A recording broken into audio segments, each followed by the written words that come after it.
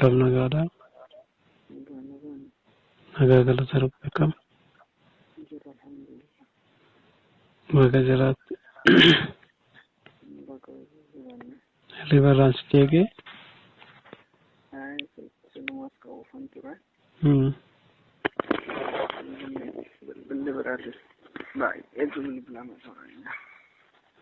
Kamitti jirtu adaraa akkamii gara keessanii moo iddoo biraati wanti kun? Baay'ee rakkisaadha nabbaan rakkee. Jala bultee soomanaati kan eegalanii. Ishee.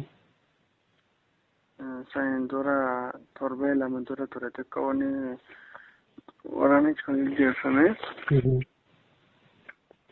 Amma boodarraa reemuudhaan tiksite wayiidhaa lolte.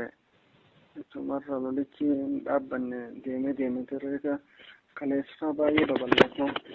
Maqaa xiqqaadha lalaka ganda baadiyyaa isaan baangessu ganda shammoo afuriin kaleessa ture.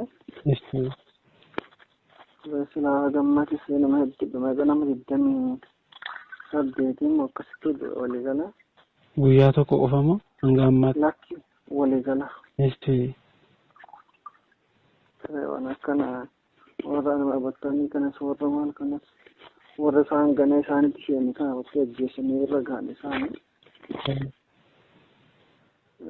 Kana baay'ee rakkisaadha ayyaa haalichi. Yaa Allah. Aanaa kamii lama keessaa iddoon itti hammaate kun? Bakka nama keenya qofa barbiillee dhummoo ga'a.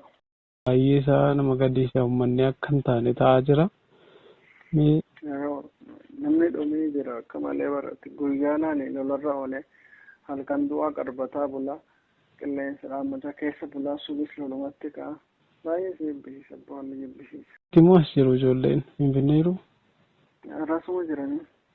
Yaa Allah rabbi si faana ta'u. Gargaaramu immoo maaltu jira laakkaataa? Rabbi kadhachuudha kun ohoo furmaan hin jiru. Karumti immoo manni isinitti bahee isin gargaaru jira osoo wayii jechuun manni alaa dhufeetuma deeggarsa isinii gochuu. Gaara barkaraan eegaa cufame ji'aa fi wayii bara. Tole boo. Gaafa barsiisota isaan konkolaataa irraa buusanii fixan ture. Bakka isaan booda mootummaa federaalaa koomandi poostiin daandii cufee. Bakka akkuma cufee inni guyyaa 20 booda guyyaa 10 booda kan lolli inni kun hammaatee ka'e. Rabbiin si faana ta'u.